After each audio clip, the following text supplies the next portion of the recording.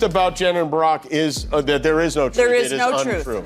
You know Barack Obama. I've met him once. Met him once. I know Michelle more than him. What is there a truth about you and Michelle that we should know? That is not true. And go. No, it is not. No? Yeah, no, it's not. I mean, you know, the thing about what I learned in those 8 years is that home is where we make it, and we were in the White House for 8 years, but it wasn't the house. It was us in it. It was our values and our love for each other, and we just moved that to another house. So. Heard the rumor that Barack Obama and Jennifer Aniston had an affair that ended his marriage? People that I respect, some that I even love, who may or may not watch this show. When people are against the Illuminati, then they get punched in the face all the time. The press hates them, and nobody likes them. So the Bidens and the Obamas hate each other because Michelle Obama is very good friends with Hunter Biden's ex-wife. So that's led to a significant problem where they don't like Hunter, and if you don't like Hunter, Joe doesn't like you.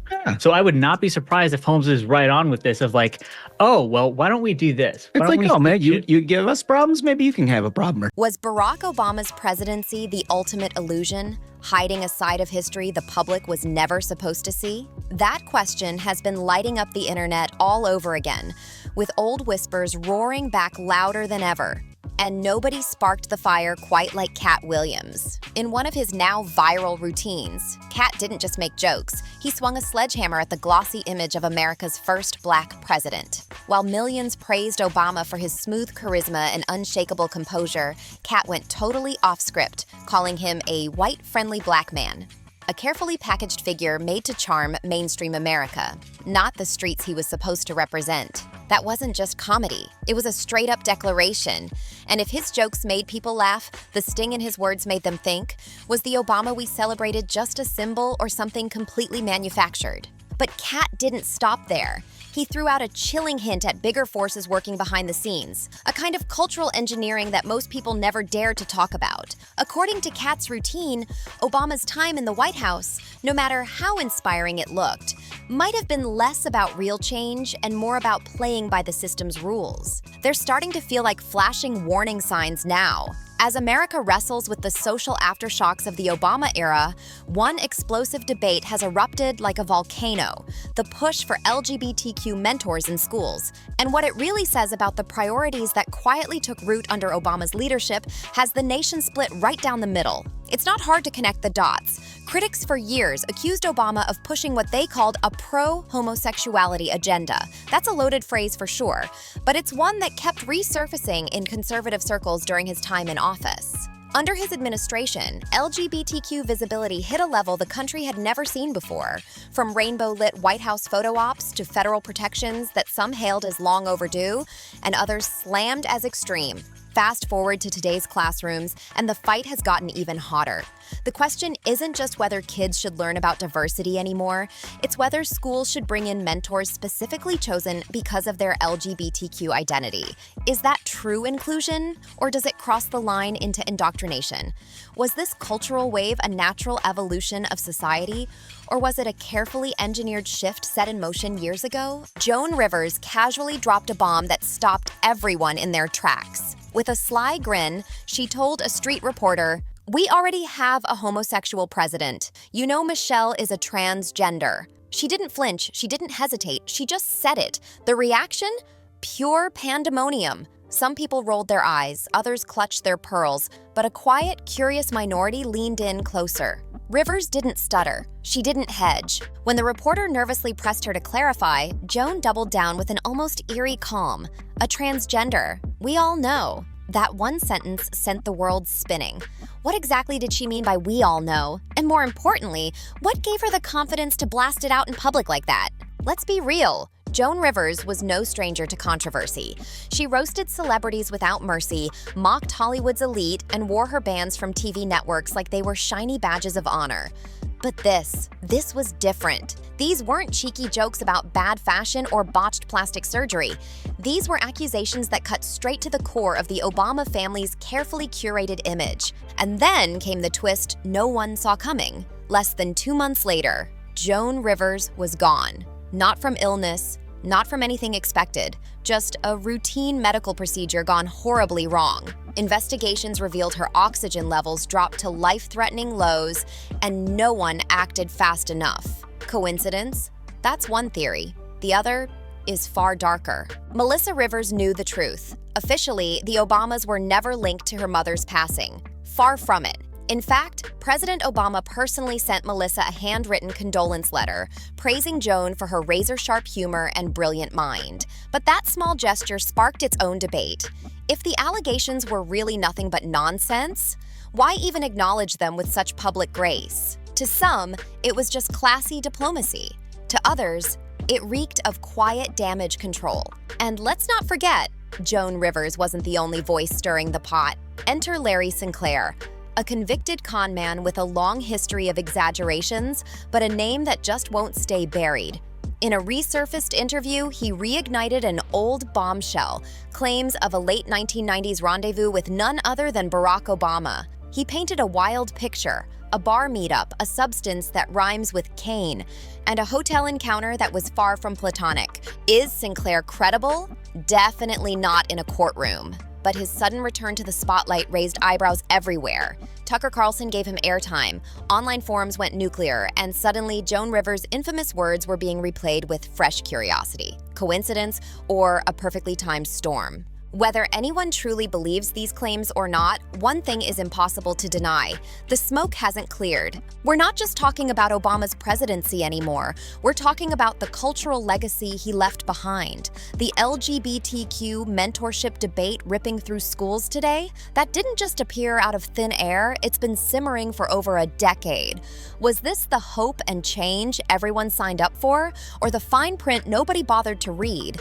And then came the whispers. The kind that start in anonymous comment sections before crawling their way to talk radio and viral threads. Whispers that Barack and Michelle Obama aren't really a couple anymore, that they quietly live separate lives, that Michelle skipped Trump's inauguration and Jimmy Carter's funeral because allegedly she just couldn't fake it anymore. But here's where it gets chilling. What happens when the rumor mill starts connecting all those dots? When Joan Rivers' final interview starts looking less like a punchline and more like a confession? When people stop asking if the Obamas are hiding something and start asking just how deep it really goes? Here's the kicker. The internet's obsession isn't just with what Joan said, but how she said it. She dropped those words like they were obvious, like the public had simply chosen not to see the truth staring them in the face. And when pressed to explain, she didn't blink. "It's okay," she said. "It's not a bad thing." Then she walked away. No smirk, no wink, just a cold, casual mic drop that sent chills through anyone paying attention. But then, things got even stranger. When investigators dug deeper into Joan Rivers' final hours, the details were nothing short of chilling.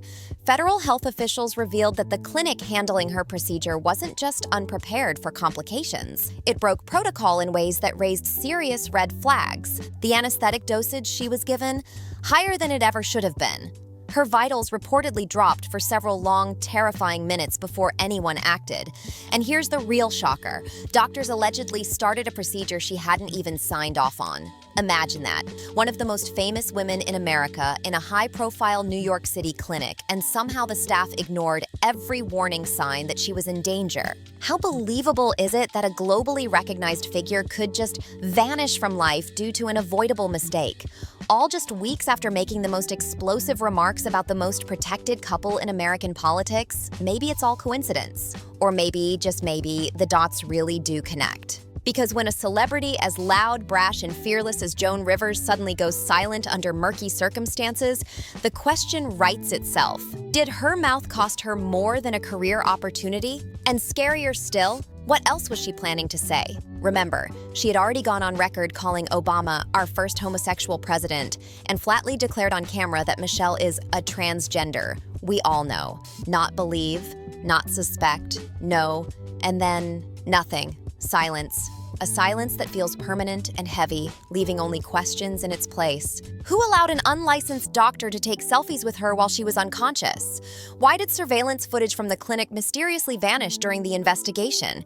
And how does a routine outpatient visit spiral into a fatal catastrophe without anyone held criminally responsible? But this story, it's not just about Joan Rivers anymore. This rabbit hole stretches deep, straight into the blinding glow of Hollywood's biggest spotlight. Because if Barack Obama wasn't just a political figure, but a cultural architect, then maybe the real stage for his influence wasn't the White House at all. It was the entertainment industry. Over the years, audiences have watched film and TV transform almost overnight. Stories that were once considered niche exploded into mainstream obsession. Inclusion wasn't just encouraged.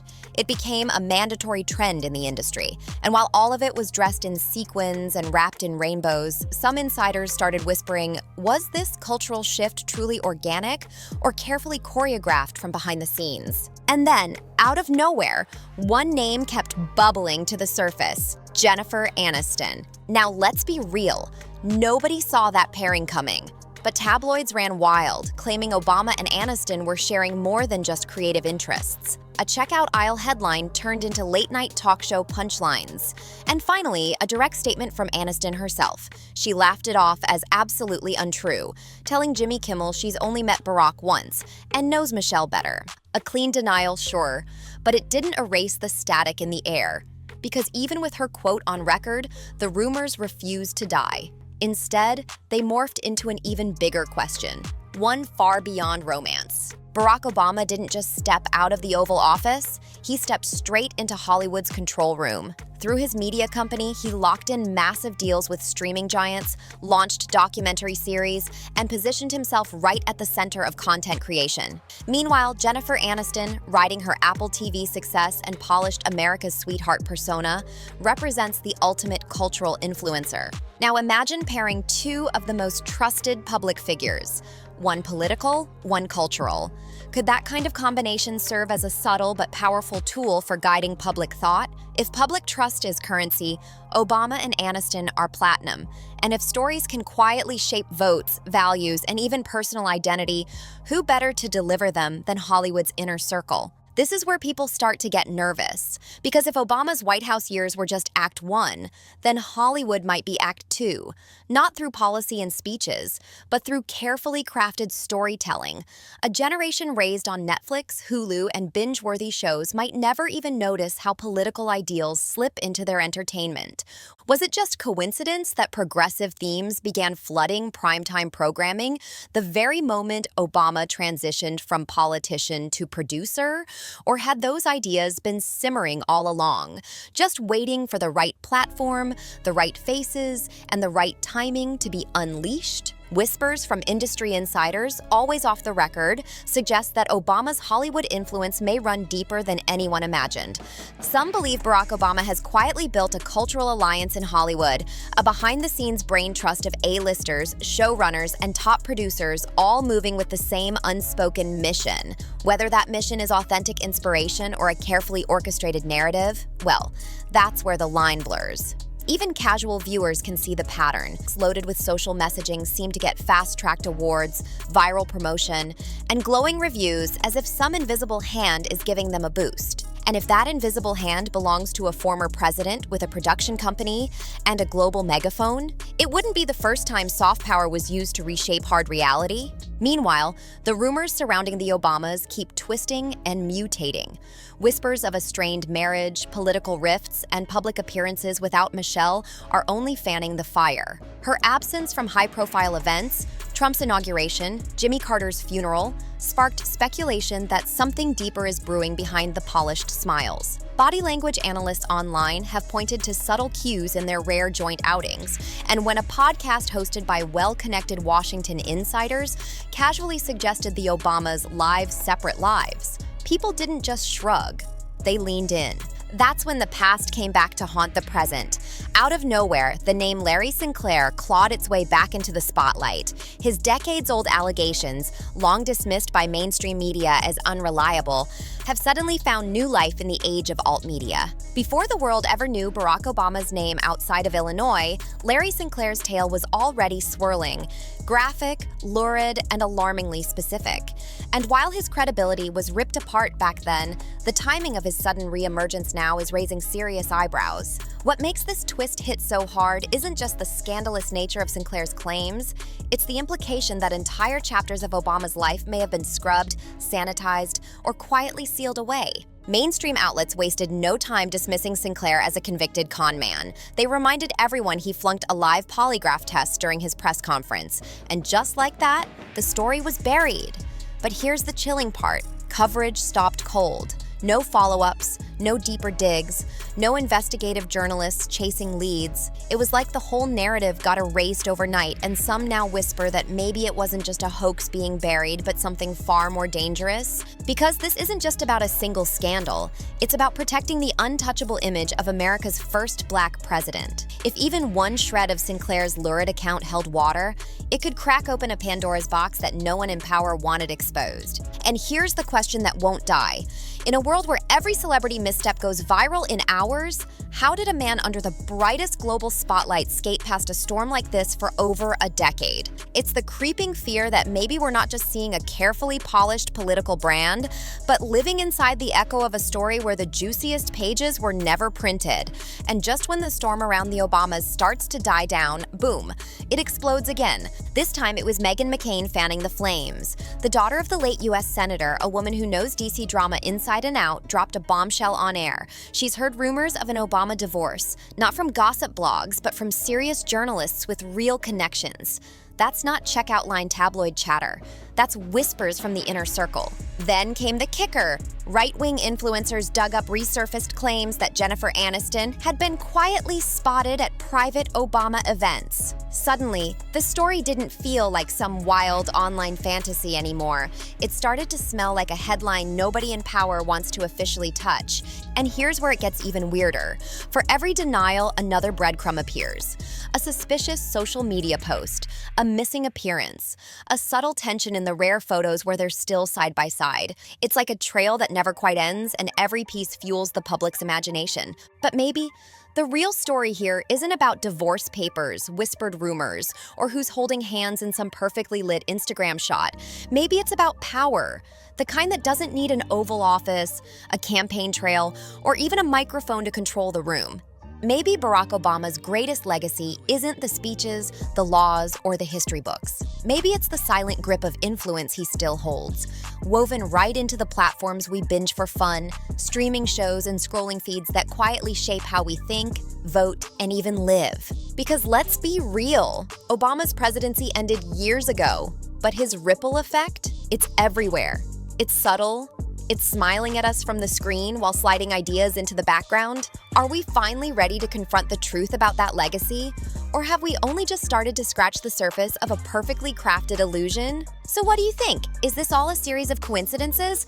Or are the signs way too bold to ignore? Drop your thoughts in the comments. Smash that like button, hit subscribe, and share this with someone who needs to see it. Until next time, stay sharp, stay curious, and keep your eyes wide open. See you in the next one.